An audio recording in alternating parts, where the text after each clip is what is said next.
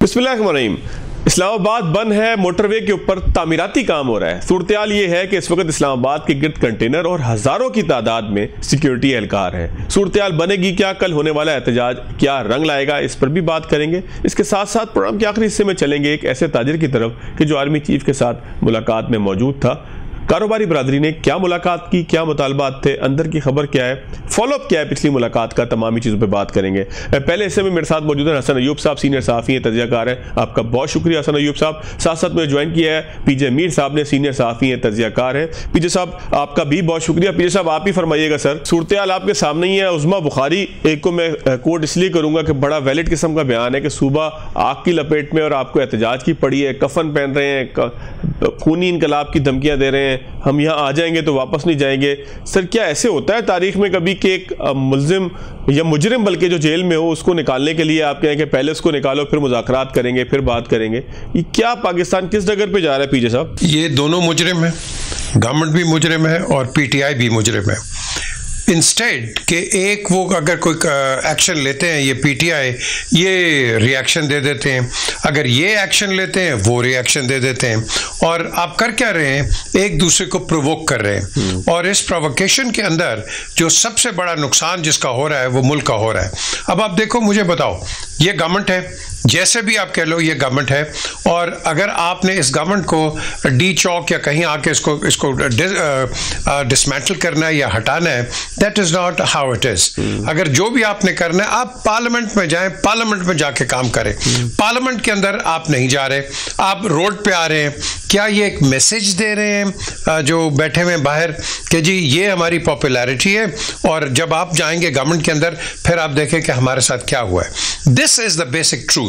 अब the question is कि how long will you continue doing it? क्या हम ये सब शोर मचाते हैं, पीटीआई भी मचाती है, गवर्नमेंट भी मचाती है और दूसरी पार्टीज भी मचाती है कि फॉरेन इंटरवेंशन नहीं होनी चाहिए। लेकिन जब हम इस तरह की एक चीज करेंगे तो हम एक इनवाइट तो कर रहे हैं ना किसी को, तो हम क्यों कर रहे हैं? ये बातें हम बैठ के भी बात कर सकते हैं। आज मोहसिन नकवी इंटीरियर मिनिस्टर और जो चेयरमैन है इस वक्त बैरिस्टर गौहर, उनकी अपेरेंटली एक मुलाकात भी हुई है। उन्होंने कहा मैं बाद में बताऊंगा क्या होगा क्या नहीं है, क्या लाए अमल है। मैं कहता हूं देखो जी, रोड्स पे किसी मुल्क की सॉल्यूशंस नहीं बैठे हुए हैं। सॉल्यूशंस अगर कहीं बैठे हुए हैं वो रोड के इधर है, पार्लियामेंट के अंदर है। अब इसके अंदर दो तीन फैक्टर्स हैं। एक, शरपसंद अनासर कोई आ जाए, वो अनटूवर्ड इंसिडेंट हो जाए, यहां से पीटीआई फ्लेयर अप होगी, यहां से गवर्नमेंट भी शोर मचाएगी। मुझे डर है कि कन्फ्रंटेशन ही ना हो जाए। अगर ये कन्फ्रंटेशन होगी नुकसान पीटीआई का भी है और गवर्नमेंट का भी है। देखो ना, अब आपने जो गवर्नमेंट को मैं यहाँ जिसको मैं क्रिटिसाइज करूंगा, तनकीद बराए तामीर, आपको क्या जरूरत है इंटरनेट बंद करने की? मुझे बता दें।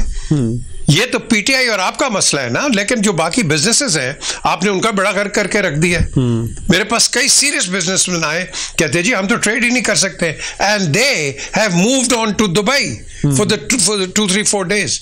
अब मुझे बताओ, लेकिन पीजे साहब ये किस तरह आपने जिस तरीके से कहा कि थ्रेट अभी है, नेक्टा ने अलर्ट भी जारी कर दिया है सर, एक उसको भी हमें मद्देनजर रखना चाहिए। फिर दूसरा, जो पार्टी ये बयान पहले से दे दे कि अगर इमरान खान साहब छूटेंगे तो उसके बाद बातचीत होगी, जो भी बातचीत हो, और ये कोई और नहीं, अलीमीन गंडापुर साहब कह रहे हैं। फिर सर ये दोनों तीनों चारों चीजें जो भी इस वक्त सूरत हाल है, इसमें ज्यादा कसूर किसका नजर आता है? हुकूमत का नजर आता है जो मुज़ाकरात की दावत भी दे रही है, या पीटीआई का नजर आता है कि जो कहती है पहले इमरान खान साहब को छोड़ें फिर बात करेंगे? थ्रेट अलर्ट आपने कहा बिल्कुल जारी हुआ है नेक्टा की तरफ से। तो सर इस सारे सिनेरियो के अंदर फिर बिजनेस खराब हो, इंटरनेट बंद हो, सर अगर इंटरनेट बंद ना करें तो फुटेज मौजूद है हमारे पास जिसमें कफन पहन के एक साहब कह रहे हैं कि मैं जो है वो मर जाऊंगा और हम अगर ना आए, ये अलीमीन गंडापुर साहब का कहना है कि हम ना आए तो हमारे जनाजे पढ़ लेना। सर इस सारी सूरत के बाद गवर्नमेंट करे क्या? यार जनाजे वनाजे कोई नहीं देता, ये पॉलिटिकल स्टंट्स होते हैं। अगर किसी ने देने हैं तो अभी दे दो यार। द क्वेश्चन इज कि आपको कुछ सबक याद आया है कि जब बेनज़ीर भुट्टो साहबा इधर आई थी, मैंने डॉक्टर इशरत अलाहाबाद का पैगाम उनको जहाज में दिया था जब मैं उनके साथ आया। मैंने कहा था कि बीबी आप एयरपोर्ट पे उतरेंगी तो मुझे डॉक्टर साहब ने कहा है कि आप वहाँ से हेलीकॉप्टर लेके आ जाए। अमीन फ़हीम साहब उनके साथ विंडो पे बैठे हुए थे और विंडो में ये बैठी थी Amin on the oil seat. Rehman Malik और ये उनकी जो एक और है, मैं नाम भूल गया, तो वो आए दोनों। उन्होंने कहा नहीं ये सब सिक्योरिटी है। मैंने कहा मलिक नहीं यार, क्या उनके अब्बासी क्या नाम था उनकी वाइफ, नाहिद खान, उनके सफदर अब्बासी नाम भूल रहा हूं, देखो सफदर अब्बासी की वाइफ नाहिद खान, नाहिद खान, नाहिद उठ के आई और ये रहमान मलिक, नहीं सब ठीक है। मैं कहा मलिक साहब आप 11 साल के बाद जा रहे हैं पाकिस्तान, खुदा के लिए इधर जो सिक्योरिटी आपको बता रहा हूं मैं, तो आप कर लें। और वही हुआ, ड्रिग रोड के ऊपर एक ब्लास्ट हो गया। उसके बाद जब आप इधर आई राजा बाजार में क्या हुआ, 2 जनरल्स, जनरल सतनाईम और जनरल नदीम ताज, दोनों ने एक दिन पहले मीटिंग हुई कि इनको सिक्योरिटी रिपोर्ट्स हैं, एक थ्रेट है, प्लीज ये जलसा ना करें। डिस्पाइट एवरीथिंग इन्होंने किया और we lost a great leader, we lost Benazir Bhutto. The question is security जो होती है उसके पास अगर इंफॉर्मेशन है, you have to take it seriously. अभी आपने कहा अगर नेक्टा की है एक इस तरह की कोई बात आई है तो यस उनके पास होगी। वो क्या वजह है भाई, NACTA belongs to PTI and to the government, उसकी तो नेशनल सिक्योरिटी का वो इंचार्ज है, वो किसी पार्टी के नहीं है। तो हमें हर चीज को लेटर एंड स्पिरिट के अंदर करना है, ये नहीं करना कि नहीं जी बिकॉज ये गवर्नमेंट के तो ये करें। हमने 2 इंसिडेंट्स मैंने आपको लाइव बता दिए, अल्लाह ना करे संडे को अगर कुछ होता है और इन्होंने इंफॉर्मेशन दे दी है, फिर who is going to be responsible, please tell me. बिल्कुल ठीक है, तो गवर्नमेंट का हक बनेगा कि नहीं कि हमने तो आपको वार्न किया था। बिल्कुल ठीक कह रहे हैं। मैं जरा हसन अयूब साहब से भी खबर ले लूं। हसन अयूब साहब, आपके पास तो खबर होगी सर, क्या गवर्नमेंट की हिकमत अमली है कंटेनर लगा के मोटरवेज को मुरम्मत के लिए बंद करके, क्या यही यहाँ तक की हिकमत अमली है या और भी कोई रास्ता है, कोई बातचीत कहीं पर हो रही है, कहीं पर कोई ऐसी आवाज भी उठ रही है कि जो समझदारी की और वो पीटीआई की जानिब से हो? पाकिस्तान तहरीक इंसाफ की लीडरशिप के लिए वो लीडरशिप जो इस वक्त आजाद है, उस लीडरशिप के पास जो जारी बात है एक ही ऑप्शन है कि वो जाएं बानी चेयरमैन तहरीक इंसाफ के पास, उनको जाकर मनाएं कि आप अपनी इस जो प्रोटेस्ट की कॉल है इसको कॉल ऑफ कर दें। पहले भी अलीमीन गंडापुर गए थे, मिस्टर गौर भी साथ थे, जब उन्होंने जाकर रिक्वेस्ट की बानी चेयरमैन को तो उन्होंने रिफ्यूज कर दिया उनकी रिक्वेस्ट को। तो अभी तो एक ही ऑप्शन हो सकती है कि दोबारा बैरिस्टर गौर वगैरह किस तरीके से कन्विंस करने की कोशिश करें अपनी जमात को कि वो भी एक डेलीगेशन के साथ जाएं, बानी चेयरमैन के पास जाकर मुलाकात करके उनको कह दें कॉल ऑफ कर दें। लेकिन ऐसा होता मुमकिन दिखाई नहीं दे रहा, काफी ताखीर हो चुकी है। एक तो सूरत हाल आप एक चीज और बताइएगा कि जो लोग पीटीआई में मुज़ाकरात की बात करते हैं या जो लोग एहतजाज कॉल ऑफ करने की बात करते हैं, क्या वो पीटीआई के अंदर उनकी जगह बाकी रहती है, वो मकबूल रहते हैं, उनकी कोई सुनता है, या वो भी फारिग हो जाते हैं सियासी तौर पर पाकिस्तान तहरीक इंसाफ में?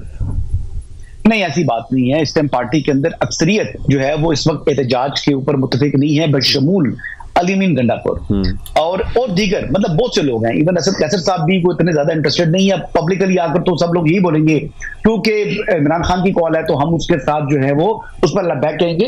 लेकिन ऐसी सूरत हाल नहीं, वो खान साहब के पास जब जाते हैं तो जाकर यही बात करते हैं कि हम we are not ready for this protest और हमारे लोग गिरफ्तार हो जाएंगे। तो वो इमरान खान साहब भी उनकी बात इसलिए नहीं मानते कि वो खुद तो गिरफ्तार हैं। तो अगर कोई गिरफ्तार होता है तो उनकी सेहत पर कौन सा असर पड़ना है? एक चीज तो ये होगी। दूसरी जो ओरिजिनल इस टाइम जो पोजीशन है गवर्नमेंट की, उन्होंने इस वक्त जो पहले के मुकाबले में कई गुना ज्यादा इस वक्त फोर्स यूज करने जा रही है हुकूमत। यानी 15,000 का नंबर बताया जा रहा है कि अटक के ऊपर खड़ा होगा। पहले तकरीबन 3-4 हजार लोग होते थे, इस मरतबा 15,000 कर दिए, 3 टाइम्स 4 टाइम्स उसको ज्यादा कर दिया है। पिछली मरतबा इस्लामाबाद की 9,500 की नफरी थी, इस मरतबा भी 9,500 की नफरी है। इसके साथ एडिशनल 17,500 दीगर जो है वो सूबों से उन्होंने मंगवा ली पुलिस। तो अब जो नंबर है, तैयारी तो बहुत ज्यादा कर ली है। फिर उनके बाद जी तो पुलिस का अगर वो क्रॉस कर लेती है तो फिर पीछे आएगी रेंजर्स, और रेंजर्स है, और रेंजर्स के बाद हो सकता है कि आज रात को ही फौज को भी तलब कर लिया जाए। पॉसिबिलिटी है कि रिक्विजिशन कर ले डिस्ट्रिक्ट गवर्नमेंट, जो पाक फौज को भी तलब कर ले इस्लामाबाद के अंदर, ताकि जो सरकारी इमारतें हैं उनको महफूज बनाया जा सके और उनकी सिक्योरिटी जो है वो पाक फौज के जिम्मे कर दी जाए। तो अब ऐसी सिचुएशन है। दावे तो हुकूमत के ये हैं कि किसी को भी यानी इस अटक का पुल क्रॉस नहीं करने दिया जाएगा खैबर पख्तूनख्वा वालों को। और ये भी कहा जा रहा है कि जो कोई भी इस तरफ आएगा उसको अरेस्ट कर लिया जाए। और आज आपको मालूम होगा कि सुबह तकरीबन 6-6:30 बजे मोहसिन नकवी साहब पुलिस लाइन इस्लामाबाद के अंदर मौजूद थे अलग सुबह। उनका अर्ली मॉर्निंग विजिट था और बाहर जाकर उन्होंने यही कहा कि जो भी इस्लामाबाद आएगा उसको अपने गिरफ्तार करना है। दूसरी जानिब अली मीन गंडापुर साहब जो है वो ये क्लेम कर रहे हैं कि हर सूरत हम डी चौक पहुंचेंगे और डी चौक में वो सिटिंग करेंगे और जब तक हमारे मुतालबात नहीं मानेगी हुकूमत तब तक हमने बैठना है। तो अब बजाय तो ये क्लैश की सूरत हाल जो है वो दिखाई दे रही है, लेकिन पॉसिबिलिटी है अगर प्रीवियस रिकॉर्ड देखा जाए पीटीआई का जितना वो नंबर लेकर आए हैं इस्लामाबाद के अंदर तक पहुंचे हैं, तो अगर वो नंबर लेकर आ रहे हैं तो फिर इस मर्तबा उनके लिए अटक का पुल क्रॉस करना मुमकिन दिखाई नहीं दे रहा। ठीक हो गया हसन साहब, मैं एक ब्रेक लेता हूं। पीजे साहब मैं दोबारा आपके पास आ रहा हूं, बड़ा क्विक और शॉर्ट ब्रेक है, ब्रेक के बाद आते हैं।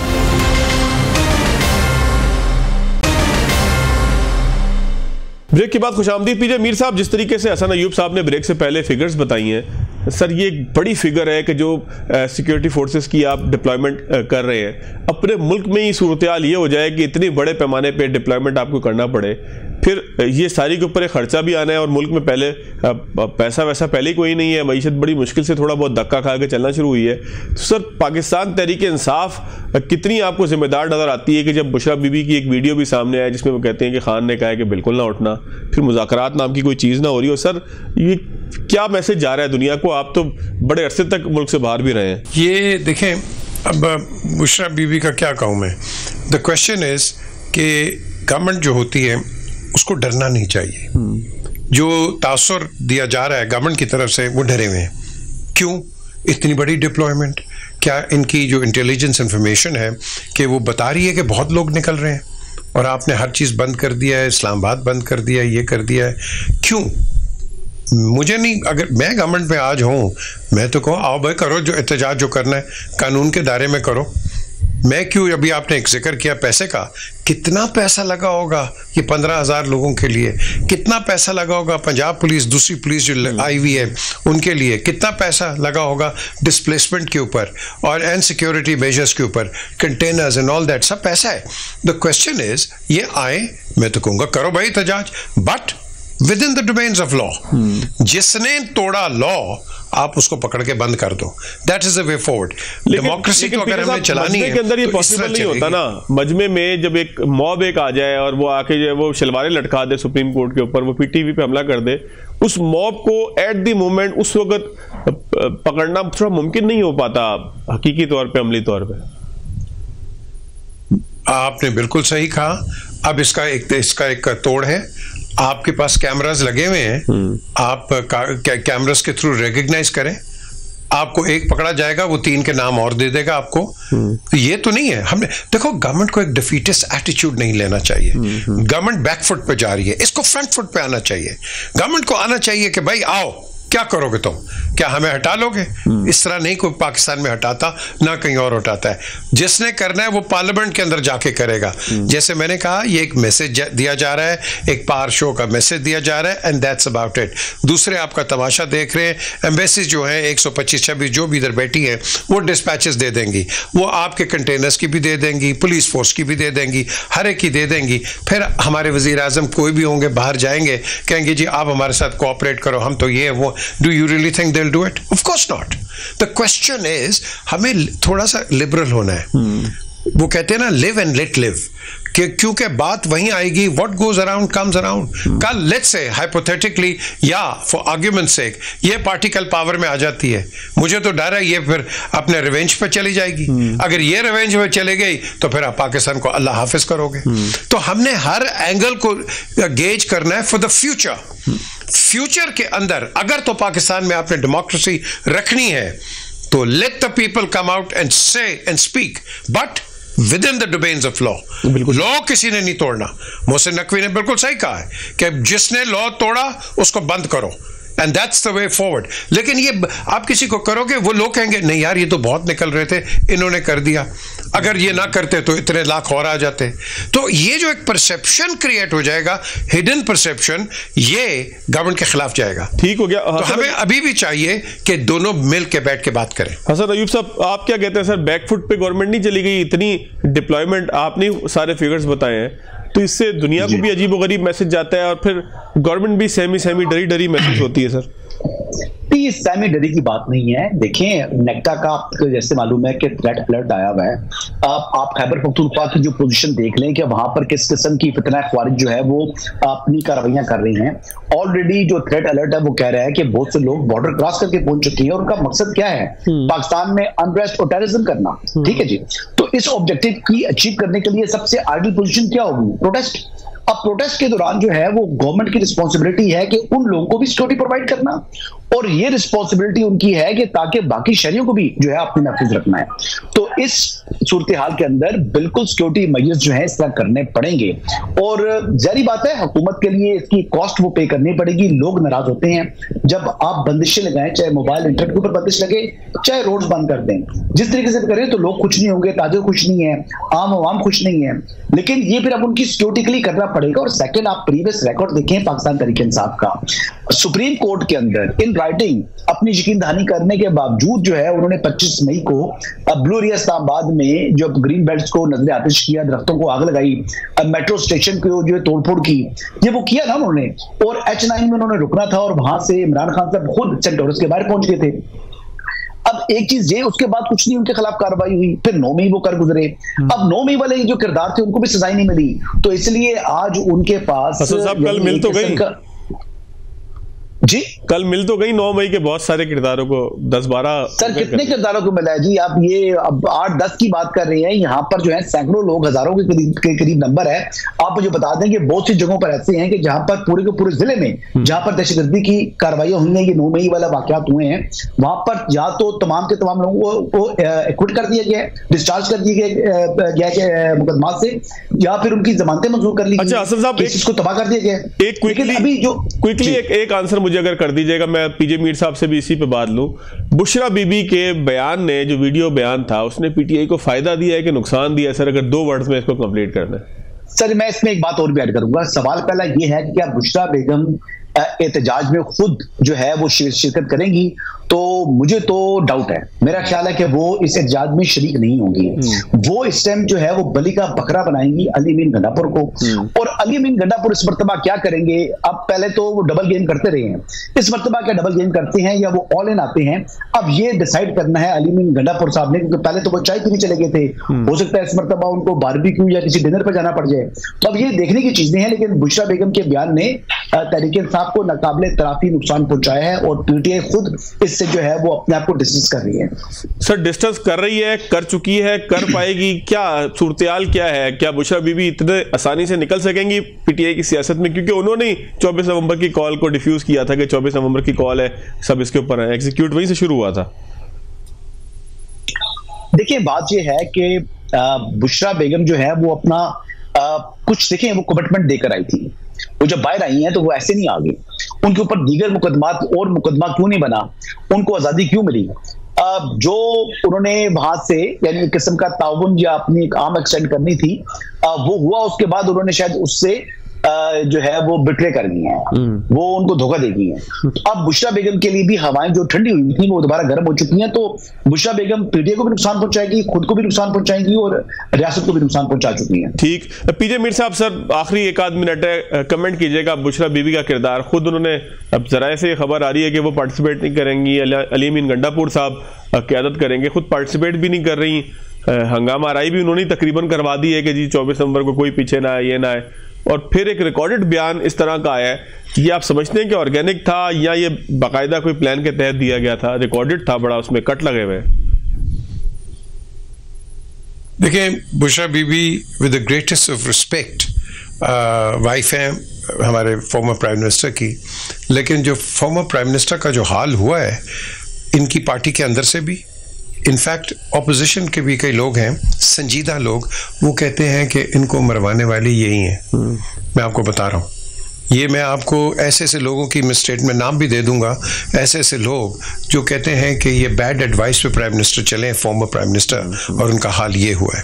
अब मुझे नहीं पता कि इनके पास ऐसी क्या चीज़ है या कैसी क्या एडवाइस है कि इन्होंने कर दिया है। देखो वो नॉन पॉलिटिकल है, एक हाउस वाइफ हैं, उनका कोई पॉलिटिकल रोल तो है कोई नहीं, she is not a politico. And लोगों ने काफ़ी चीज़ें हैं जो इस प्रोग्राम में टाइम भी नहीं है। द क्वेश्चन इज़ कि आई थिंक अगर टू कट इट शॉर्ट, अगर कोई इस सारे सानिया को डिफ्यूज कर सकता है वो एक ही है, वो है Imran Khan. There is no one else who can diffuse this situation। अगर हमें आगे चलना है और बड़े आराम से और अच्छे तरीके से, तो इमरान खान साहब एक ही बात कर सकते हैं कि इसको या स्टैंड स्टिल कर दें या आप इनसे एक डायलॉग शुरू कर दें। वो लेकिन साथ साथ वो आपके इंफॉर्मेशन मिनिस्टर नहीं जी हम कोई डायलॉग नहीं करेंगे। गवर्नमेंट्स कभी इस तरह नहीं कहती हैं कि हम डायलॉग नहीं करेंगे। Governments are always open to dialogues. ये पॉलिटिकल, अगर कोई हिस्ट्री पढ़ ले या कोई पॉलिटिकल आदमी हो उसको समझ आएगी, कभी भी गवर्नमेंट के दरवाजे बंद नहीं होते हैं। लेकिन आप क्या समझ रहे हैं, ये पहले वो पीटीआई थी गवर्नमेंट में आके ऑपोजिशन, आज ये गवर्नमेंट है, ये गवर्नमेंट में आके ऑपोजिशन। और भाई डायलॉग करो, डायलॉग, मोनोलॉग नहीं चलता मुल्क के लिए। गरीब का सोचो, गरीब का नहीं सोचोगे और उसके फलाह बहबूद की बात नहीं करोगे। सर बहुत शुक्रिया आपके वक्त का। हसन अय्यूब साहब आपके वक्त का बहुत शुक्रिया। नाज़रीन एक ब्रेक लेते हैं, ब्रेक के बाद जब आएंगे तो बात करेंगे आर्मी चीफ ने मुलाकात की है कराची में ताजिरों से, बिजनेस कम्युनिटी से, क्या बातचीत हुई, अंदर की खबर क्या आती है ब्रेक के बाद।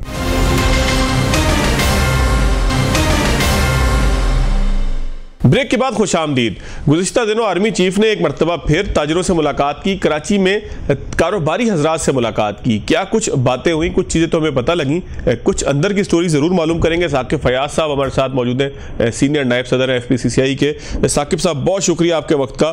साकिब साहब सबसे पहले तो ये बताइएगा सर कि ये जो मुलाकातें होती हैं आर्मी चीफ के साथ, इसका क्राइटेरिया क्या है कि आर्मी चीफ साहब की ख्वाहिश पर ये सब कुछ होता है या आप लोगों ने दरख्वास्त डाली होती है कि जब भी आर्मी चीफ तशरीफ लाएं तो आपसे मुलाकात करें? उसका बुनियादी मकसद और पर्पस होता क्या है सर? बिस्मिल्लाहिर्रहमानिर्रहीम। असल में चीफ ऑफ आर्मी स्टाफ जो हैं वो हमेशा उनकी जो रहती है बहुत ही तवज्जो होती है पाकिस्तान की इकनॉमी के ऊपर, और आम तौर पे वो जब भी कराची आते हैं तो वो तमाम उनकी ख्वाहिश होती है कि बिजनेस कम्युनिटी से मिले, और वो अपने तौर पे वो इनिशिएट लेते हैं इसको, जो कि असल जो उनका जो मकसद होता है कि आपस में हमें जो मसले मसाइल हैं हम उनको पेश करें, और जो गवर्नमेंट की तरफ से जो भी पॉलिसीज हैं, और उन्होंने ये इस मरतबा जो हमारी साथ उनकी मुलाकात हुई तो काफ़ी पॉजिटिव वो रही, और हमें भी ये मौका मिला कि जो भी प्रॉब्लम्स हैं बिजनेस कम्युनिटी को और इंडस्ट्री को, तो वो उनके सामने हम लोगों ने पेश किया। अच्छा साकिब साहब, जो आपकी मुलाकात पहले हुई थी ये उसका फॉलोअप था या इस पे कोई नए मामला, नई चीज़ें थी? अगर ये फॉलोअप था तो क्या चीज़ें डिस्कस हुई थी कि जो अब जिसके फॉलोअप में क्या जवाबात सामने आए, क्या तजावीज़ सामने आई, क्या कुछ हो चुका था पिछली मुलाकात से लेके अब तक? देखिए ये जो है एक आप इसको फॉलोअप भी कह सकते हैं, और एक ये मुस्तकिल एक आप समझ लें कि सीरीज ऑफ मीटिंग्स है कि जो भी प्रॉब्लम्स हैं वो उनके सामने आ सकें, और उनका जो हम उनसे जब मिलते हैं और उन्होंने जो हमें बड़ा क्लियर मैसेज जो दिया, जो हमने उस मैसेज को कंसीव किया कि पाकिस्तान की जो इकनॉमी है वो एक अच्छे अगर पर आ चुकी है, और काफी पॉजिटिव इंडिकेटर्स हैं, और तमाम जो इकनॉमी पॉलिसी में जो पहले एक इकनॉमी में जो पैनिक वाली सूरत हाल थी वो खत्म हो गई है, और उन्होंने हमें ये भी इसकी अश्योरिटी दी कि आइंदा आने वाला वक्त भी बहुत अच्छा है, और इंडस्ट्री के लिए, ट्रेड के लिए, और उनका जो मौक़िफ़ था वो यही था कि जो भी इन्वेस्टमेंट्स हैं वो मज़ीद जो बिजनेसमैन हैं वो पाकिस्तान में इन्वेस्टमेंट भी करें, इंडस्ट्रीज भी लगाएं, क्योंकि अब तमाम चीज़ें कंट्रोल में है, और गवर्नमेंट की पूरी कोशिश है कि जितना भी वो बिजनेस कम्युनिटी को, इंडस्ट्री को, ट्रेड को बूम कर सके, बूस्ट कर सके, और उसको जो है फ्लरिश कर सके, वो उसी किस्म की पॉलिसीज होंगी गवर्नमेंट की, और आइंदा आने वाला वक्त इससे भी बेहतर होगा।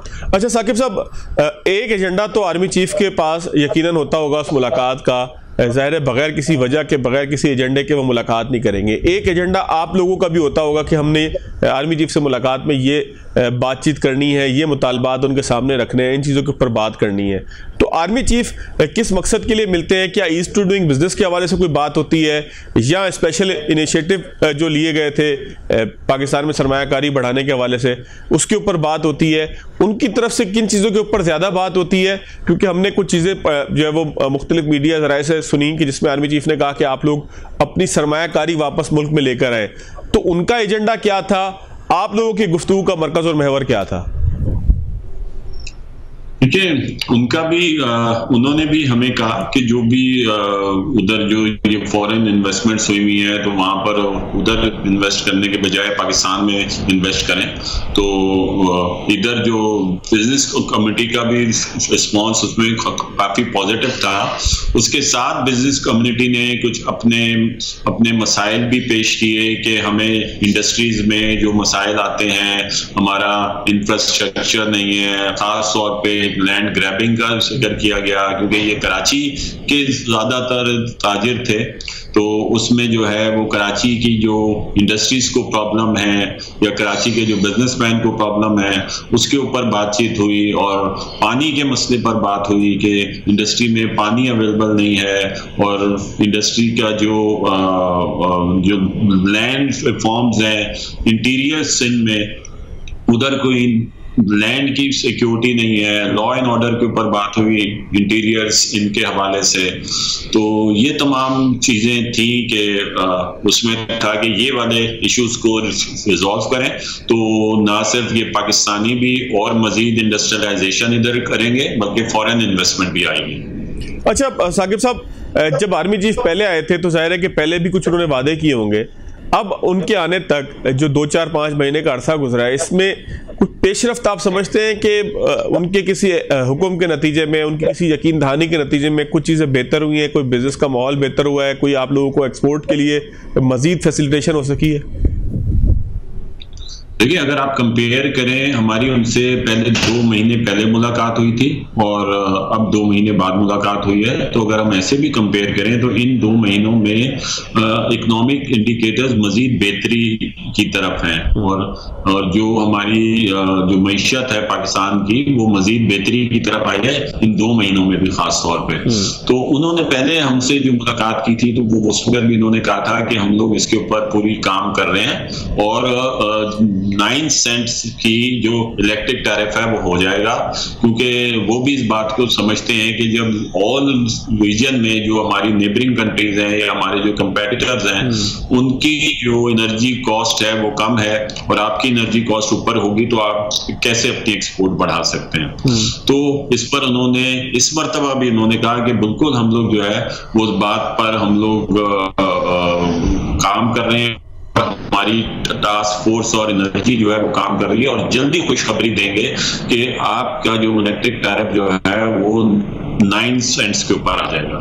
अच्छा, तो ये बहुत खुशाइन बात थी क्योंकि हमारा मेन मुतालबा ही यही था कि एनर्जी कॉस्ट को या कॉस्ट ऑफ प्रोडक्ट को नीचे आया जाने का। अच्छा, एक बात और कोट हो रही है कि आर्मी चीफ से कहा गया है कि अगर आप कराची को ओन करें तो हम 6 माह में जो है IMF का कर्जा उतारने जैसा रद्द अमल दे सकते हैं एक्सपोर्ट्स की सूरत में, बिजनेस जो पूरी एक एनवायरनमेंट है उसकी सूरत में। तो सर ये क्या बात थी, इसके पीछे क्या जो है वो मामलात महरकात क्या थे, किस तरीके से ये बात शुरू हुई? इसमें सिंध गवर्नमेंट के भी हवाले से भी कुछ सुनने में आया कि चीज़ें हुई कि सिस्टम ख़त्म करने की कोई बात हुई कि सिस्टम अभी तक ख़त्म नहीं हुआ। तो इन दोनों चीज़ों को किस तरीके से रिस्पॉन्ड करेंगे?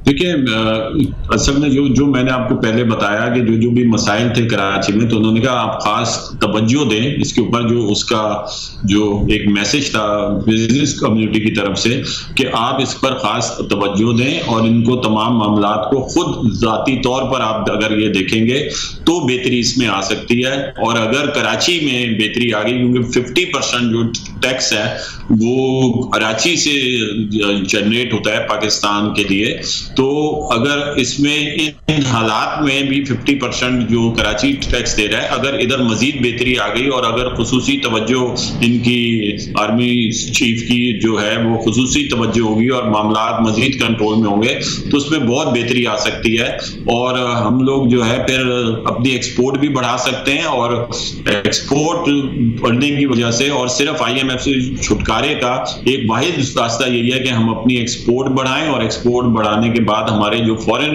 रिजर्व में इजाफा हो जाएगा। तो यही एक वाइड रास्ता है। तो इस सिनेरियो में हमारी उनसे बात हुई थी। सर, मुल्क की जो सियासी सूरत हाल है, इसके ऊपर कोई कमेंट आर्मी चीफ की तरफ से या कोई ताजरों की तरफ से कोई मुतालबा था? क्योंकि कशमकश मुल्क में एक जारी है, एक सियासी सूरत हाल, कोई आप ये कह नहीं सकते कि बड़ी कोई मुस्तहकम है, एक टर्मोइल ऐसी सूरत हाल है। तो इस पर कोई बातचीत किसी ताजर की तरफ से हुई? आर्मी चीफ ने कोई कमेंट किया? नहीं, दोनों तरफ से ये था कि तमाम सूरत जो है बिल्कुल कंट्रोल में, और कोई ऐसी बात नहीं है और कोई घबराने की बात नहीं है। बिल्कुल तमाम चीजें, पॉलिटिकल स्टेबिलिटी भी है और तमाम चीजें अंडर कंट्रोल है, और आगे भी फ्यूचर के अंदर भी कोई ऐसी बात नहीं होगी। और पूरा उन्होंने एतमाद दिया कि आप लोग जो हैं इधर ओपन होके यहाँ पर आप खुल के इन्वेस्टमेंट करें और खुल के कारोबार करें और अपनी इंडस्ट्रीज आगे बढ़ाएं। अच्छा, एक साकिब साहब, एक बिल्कुल आखिरी चीज बता दीजिएगा। आप लोग पूरी एक कैंपेनिंग कर रहे थे आईपीपीज के हवाले से कि आईपीपीज जो है वो मुल्क के खजाने के ऊपर बोझ है, और पूरी गुफ्तगू थी उसमें। प्रेस कॉन्फ्रेंसेज आपके सदर की तरफ से भी हुई, साबिक वजीर तिजारत की तरफ से भी हुई, गौहर अयूब साहब की तरफ से। तो आईपीपीज के हवाले से कोई बातचीत वहाँ पर हुई, कोई यकीन दहानी आपको मजीद मिली, और आपकी अपनी कैंपेन कहाँ तक पहुँची आईपीपीज के हवाले से? जी, आईपीपीज के हवाले से भी उन्होंने बात की कि बिल्कुल आईपीपीज के जो भी अगर ऐसे जो कॉन्ट्रैक्ट्स हैं और जो भी ये मामलात हैं उनको ठीक किया जाएगा। और इसी बुनियाद के ऊपर उन्होंने ये बात की कि जो इलेक्ट्रिक टैरिफ है वो 9 के ऊपर आ जाएगा। तो हमारी भी जो आईपीपीज से मुतालिक जो हमारी तमाम गवर्नमेंट के इदारों से भी बात हो रही है और गवर्नमेंट से बात हो रही है, तो हमें भी बड़ी अच्छी खबरें आ रही हैं। और इंशाल्लाह जो हमारा मुतालबा था कि 9 सेंट, और आर्मी चीफ ने भी यही बात को उन्होंने दोहराया 2 महीने बाद भी आकर कि ये बहुत जल्द आपको खुशखबरी देंगे। तो इसका मतलब है कि बहुत अच्छा आगे सारे मामलात होने जा रहे हैं, और पूरी बिजनेस कम्युनिटी को उनसे मिलने के बाद बहुत ही ज्यादा मजीद कॉन्फिडेंस आया और बहुत ही पॉजिटिव इसका इम्पैक्ट था। बहुत शुक्रिया साकिब फयाज साहब। सर, आपने अंदर की बात, कुछ अंदर की खबर हमें बताई। नाज़रीन, आज के प्रोग्राम से इतना ही याद दीजिएगा। अल्लाह हाफ़िज़।